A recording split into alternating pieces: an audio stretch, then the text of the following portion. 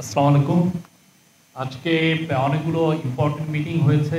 আজকে সকালে আমাদের যে অর্থনীতির যে আমরা যে রুইন অবস্থায় পেয়েছি এবং তার থেকে উত্তরণের পথ কি সেটা নিয়ে একটা বড় মিটিং হয়েছে। সেখানে আমাদের মাননীয় চিফ অ্যাডভাইজার মহোদয় প্রফেসর মোহাম্মদ ইউনুস সেটাকে প্রিজাইড ওভার করেছেন, সভাপতিত্ব করেছেন। সেখানে সালেউদ্দিন ছিলেন, আমাদের finance adviser, industries adviser Adilur Rahman Khan ছিলেন, প্ল্যানিং এবং education adviser doctor Wahiduddin Mahmud ছিলেন, কমার্স অ্যাডভাইজার শেখ বশির উদ্দিন ছিলেন, খাদ্য অ্যাডভাইজার আলী ইমাম মজুমদার ছিলেন, আরও আর সিনিয়র অনেক সেক্রেটারি ছিলেন, প্রিন্সিপাল সেক্রেটারি ছিলেন, আশিক চৌধুরী বিডার চিফ উনি ছিলেন, এবং আরও অনেকে, খায়রুজ্জামান চৌধুরী উনি ফাইন্যান্স সেক্রেটারি ছিলেন, এবং বাংলাদেশ ব্যাংকের গভর্নর আহসান এইচ মনসুর ছিলেন। তো সেখানে অনেকগুলো বাংলাদেশের অর্থনীতি এখন কি অবস্থায় আছে এবং সামনে যে আমরা কি কি মেজার নিলে, কি কি রিফর্ম নিলে এই আমরা গ্রোথকে এক্সিলারেট করতে পারবো এবং জব আরও কত বেশি জব তৈরি করা যায় সে বিষয়ে আছে। তো সেই জন্য আসলে অনেকগুলো বিষয়ে কথা হয়েছে। তার মধ্যে ইম্পর্টেন্ট একটা ডিসিশন ছিল যে সরকারের প্রত্যেক স্তরে ডিসিশন মেকিংয়ে ফাইলিং চালু করার সিদ্ধান্ত হয়েছে। এটা শুধুমাত্র দেখা যাচ্ছে যে এখন যেমন বিডাতে ফাইলিং আছে, কিন্তু অন্যান্য অনেক গভর্নমেন্টের মন্ত্রণালয়ে বা এজেন্সিতে দেখা যাচ্ছে ফাইলিং নাই। তো সেক্ষেত্রে যেটা হয় যে আপনি হয়তো বা ফাইলিংয়ের মধ্যে একটা ইমেল করলেন, একটা ডিসিশন বা ইন্টারনেটের মাধ্যমে পাঠালেন, কিন্তু দেখা যাচ্ছে যে আরেক জায়গায় পুরো বিষয়টা হচ্ছে ম্যানুয়ালি। তো যেটা এর ফলে যে হয় যে গভর্নমেন্টের ডিসিশন মেকিং প্রসেসটা একটু স্লো হয়ে যায়। তো এই জায়গাটা কিভাবে এক্সিলারেট করা যায় এবং কোনো ধরনের ফাইল যেন ম্যানুয়ালি না মুভ করে, সেই জায়গাটায় আমরা কত দ্রুত উত্তরণ করতে পারি, কত দ্রুত এটা চালু করা যায়, এ বিষয়ে চিফ অ্যাডভাইজার মহোদয় আজকে এই নির্দেশনা দিয়েছেন। এটার মূল কারণ হচ্ছে যাতে কোঅর্ডিনেশনটা ইজি হয় এবং গভর্নমেন্টের যে কাজগুলোতে, সেটা প্রজেক্ট টেকিং হোক আর অন্যান্য ডিসিশন মেকিং হয়, এই যে কোনো রেগুলেটরি ওয়ার্ক হোক, এই কাজগুলো যেন খুব দ্রুত করা যায়। এটার ফলে যেটা হয় যে এবং এর ফলে ফাইলিংয়ের উপরে আর একটা বড় সুবিধা হচ্ছে যে এর ফলে অন্যান্য দেশের এক্সাম্পলে দেখা গেছে যে করাপশন খুব কমে আসে, একদম মিনিমামে এসে পড়ে অন্যান্য দেশের এক্সপিরিয়েন্স। এখানে অনেকগুলো আলাপ হয়, যেমন ইউরোপিয়ান ইউনিয়ন আমাদেরকে জানিয়েছে যে তারা কিভাবে এস্তোনিয়াতে করাপশন মুক্ত হয়েছে। এস্তোনিয়ায় কিভাবে করাপশন মুক্ত হয়েছে সেইটার তারা তাদের এক্সাম্পলটা এবং তাদের যে স্টোরিটা তারা কিভাবে করলো সেটা বাংলাদেশের সাথে শেয়ার করতে চেয়েছে, এবং আমরা আমাদের ইন্টারেস্টটা শো করেছি। ওইখানে অনেকগুলো ডিসিশন এসছে। আরেকটা বড় আরেকটা বিষয় নিয়ে আলাপ হয়েছে, সেটা হচ্ছে যে থার্ড পার্টি দিয়ে আমাদের বড় বড় প্রজেক্টগুলোকে ইভালুয়েট করা। যেটা ধরেন আমাদের যে একটা অবজারভেশন ছিল যে বাংলাদেশে যতগুলো প্রজেক্ট নেওয়া হয়েছে এই গত 15 বছরে, প্রত্যেকটারই অ্যাবাউট 70% হাই। আমি আপনাকে পড়ে শোনাই। এখানে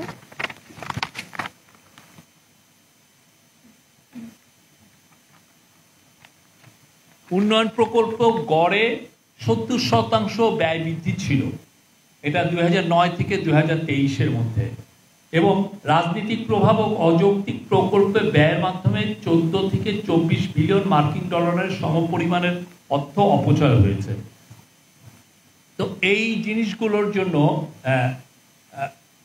মানে যাতে থার্ড পার্টি ইভালুয়েশন করা যায়, এটার ফলে একটা দেখা গেছে যে আমরা একটা মেট্রো প্রজেক্টে, মেট্রো রেলের একটা আর একটা অংশের প্রজেক্টের ইভালুয়েট করেছে, কস্ট ইভালুয়েট করেছে, যেটা আগের থেকে কস্ট ছিল, ওরা আগের গভর্নমেন্টের সময় ওরা কস্টিংটা করেছিল, ওইটা এডিবির দ্বারা এটা যখন ইভালুয়েট করা হয়েছে দেখা গেছে যে একটা না, এটা $5.2 বিলিয়ন প্রজেক্ট ছিল।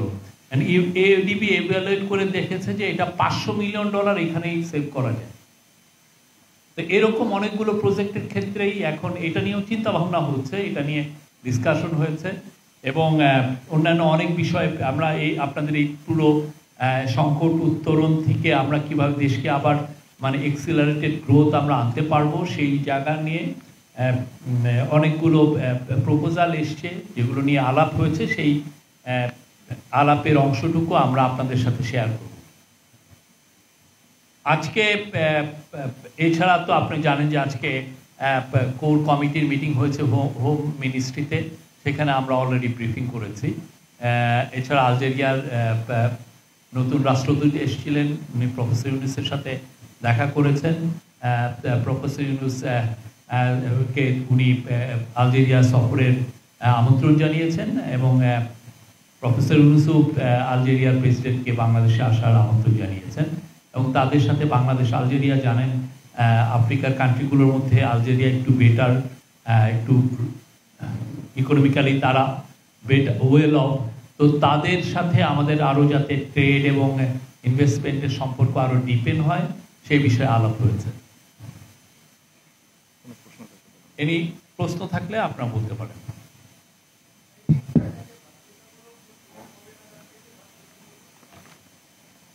এই বিষয়ে আজকে তো পুরোপুরি কথাবার্তা হলো, এটা নিয়ে এক ধরনের ডিসিশন হলো। এটা আপনারা একটা সময় জানতে পারবেন যে কত এটা যত দ্রুত করা যায় ই ফাইলিংটা সরকারি সব প্রতিষ্ঠানে কোনো ধরনের কোনো ম্যানুয়াল আপনি যাতে কেউ, এবং এর মাধ্যমে আরেকটা জিনিস যে মনিটর করা যে কোন ডেস্কে যায় একটা ফাইল আসলে কতক্ষণ পড়ে আছে। অনেক সময় হয় না যে আপনি একটা ফাইল আপনি পাঠিয়ে দিলেন, দেখা গেল একটা ডেস্কে এটা 1 মাস পড়ে থাকলো। এই যে ই ফাইল এটা ট্র্যাকিং করাটা, এই ট্র্যাকিং সিস্টেমটাও থাকবে যে আপনি ইনস্ট্যান্টলি জানবেন যে এই ফাইলটা এইখানে আছে।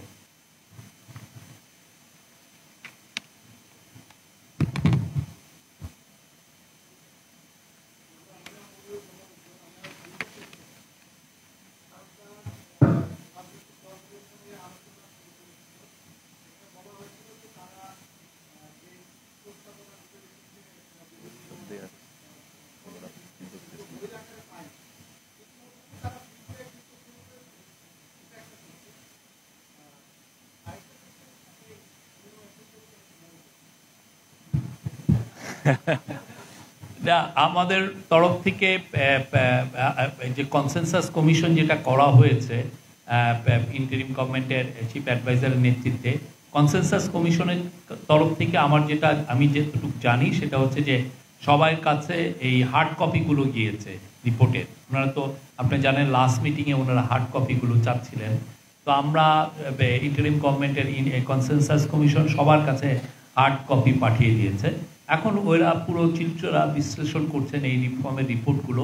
এই রিপোর্টগুলো বিশ্লেষণ করে তারা তখন আমাদের কনসেনসাস কমিশনকে তাদের ফিডব্যাকটা জানাবে।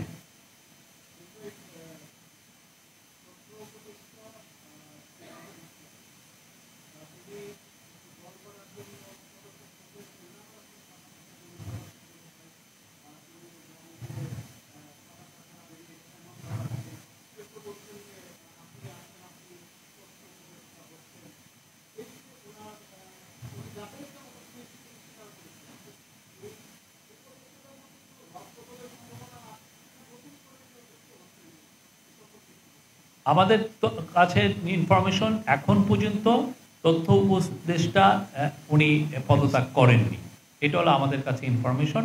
আর বাকিটা ওনার বিষয়, আমরা এই বিষয়ে আর মন্তব্য করতে চাই না। আর রদবদল হবে কি হবে না এটা interim government led by professor Yunus তারা এটা ডিসিশন নেবেন। এটা আমরা এখনো জানি না কোনো রকমের কোনো ডিসিশন আছে কিনা।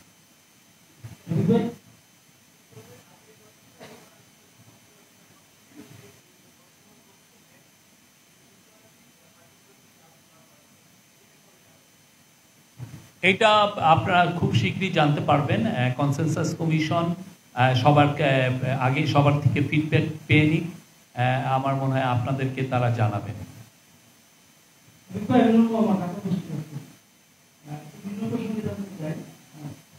বিভিন্ন ক্যাম্পাসে ছাত্র শিবির এবং ছাত্র আন্দোলনের মধ্যে এক ধরনের একটা কথা কাটাকাটি কোন জায়গায় মারামারি পর্যায়ে চলে গেছে।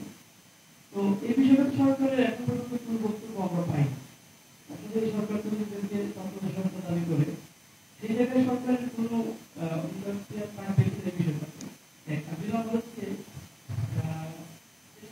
আচ্ছা, এটা আমি বলে নেই, ল অ্যান্ড অর্ডার সিচুয়েশনের ব্যাপারে আমরা যথেষ্ট সিরিয়াস।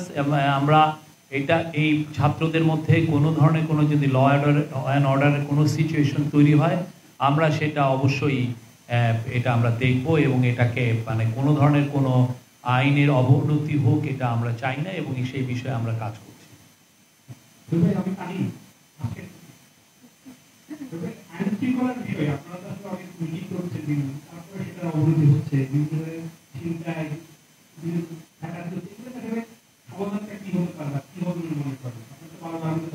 মানে সে আলোকেই তো আজকে ধরেন বিশাল একটা মিটিং হলো, সেখানে লেফটেন্যান্ট জেনারেল জাহাঙ্গীর আলম চৌধুরী উনি এই মিটিংয়ের নেতৃত্ব দিয়েছেন। সেখানে দুইজন অ্যাডভাইজার ছিলেন, আদিলুর রহমান খান এবং আসিফ মাহমুদ সজীব ভুইয়া, এবং দুইজন স্পেশাল অ্যাসিস্ট্যান্ট ছিলেন, একজন হচ্ছেন খোদাবক্স চৌধুরী এবং আরেকজন লেফটেন্যান্ট জেনারেল আব্দুল হাফিজ।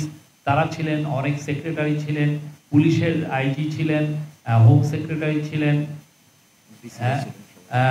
ঢাকার যতগুলো 8টা ডেপুটি কমিশনার ছিলেন, ডিএমপির চিফ ছিলেন, র্যাবের চিফ ছিলেন, র্যাবের ডিডি ছিলেন, এছাড়া কোস্টগার্ডের প্রধান ছিলেন, বিজিবির প্রধান ছিলেন, এছাড়া মিলিটারির অফিসার ছিলেন, সিনিয়র মিলিটারি অফিসার যারা ঢাকার সিকিউরিটি সরাসরি দেখছেন। তো সবাই মিলে তো আজকে এই নিয়ে আলাপ হয়েছে এবং এটা নিয়ে আমি জেনারেল জাহাঙ্গীর এবং আমি দুজনই সাংবাদিকদের সাথে কথা বলেছি। আমাদের আজকে রাতের থেকেই কম্বাইন্ড প্যাট্রোল শুরু হওয়ার কথা এবং আমরা আশা করছি যে এর ফলে শহরের এবং শহরের বাইরে, ঢাকা শহর এবং ঢাকা শহরের বাইরে আইন শৃঙ্খলা পরিস্থিতি আরো ইমপ্রুভ করবে।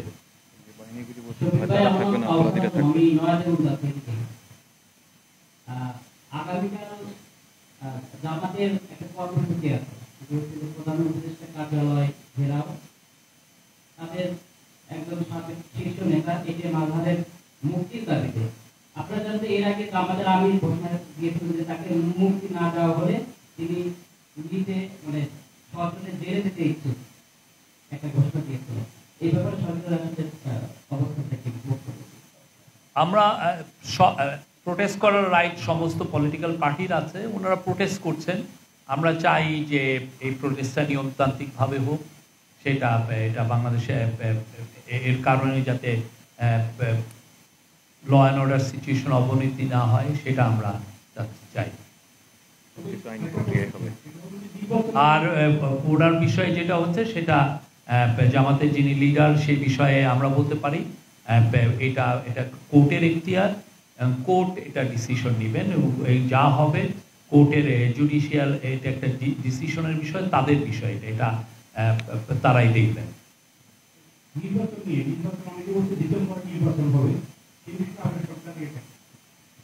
এইটা নিয়ে কিন্তু অনেকবার কথা হয়েছে, চিফ অ্যাডভাইজার, ইন্টারিম গভর্নমেন্টের অনেক অ্যাডভাইজার অনেকেই কথা বলেছেন।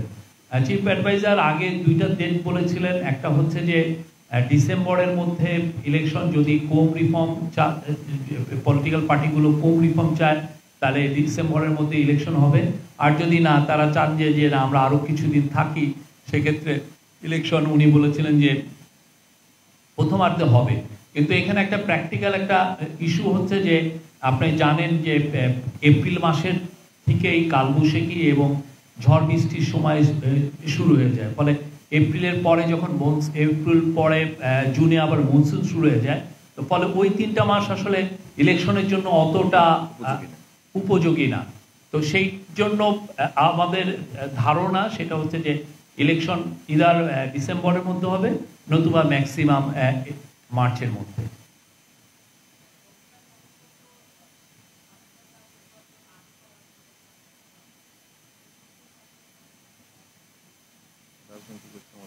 সরি, আবার একটু বলবেন?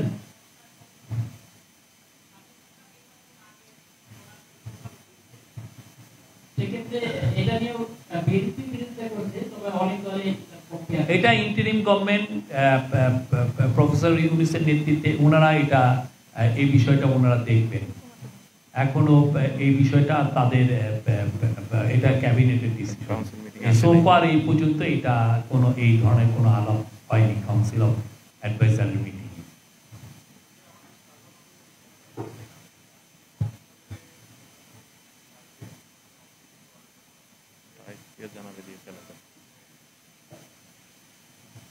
সেখানে এক ধরনের ডেমনস্ট্রেশন করছিল, গুলিতে একজন নিহত হওয়ার ঘটনাও ঘটেছে। এটা কি আসলে সরকার কোনো ধরনের এটার বিষয়ে লুক আফটার করছে কিনা, নাকি সশস্ত্র বাহিনী নাকি?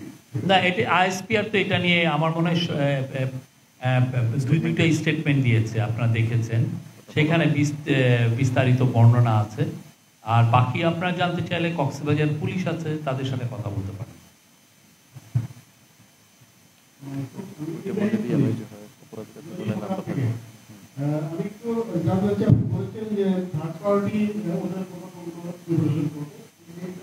না, এটা আলোচনা হয়েছে, এটা আলোচনা হয়েছে।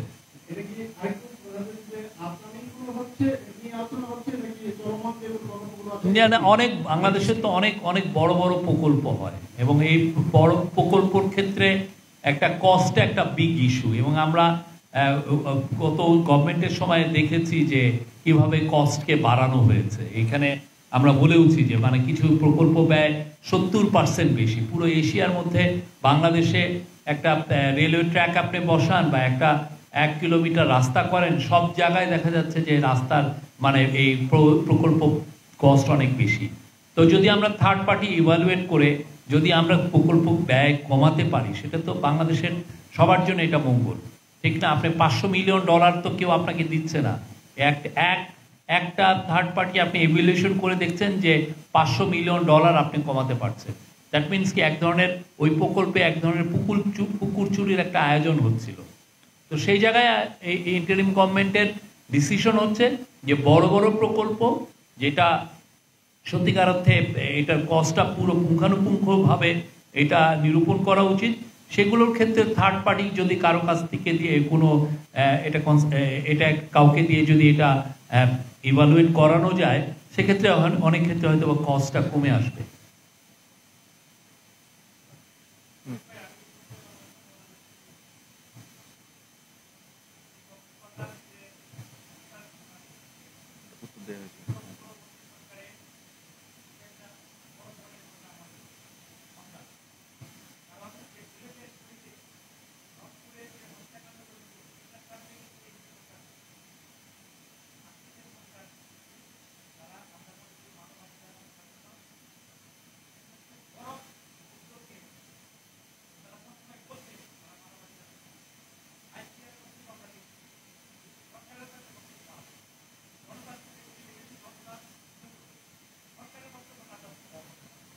আমরা আইএসপিআর এর মাধ্যমে দুইটা স্টেটমেন্ট এখানে আসছে, আপনারা দেখেছেন।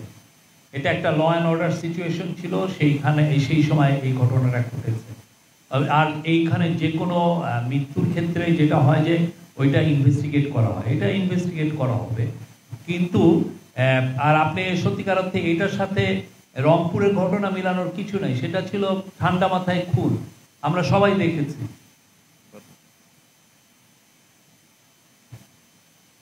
Thank you.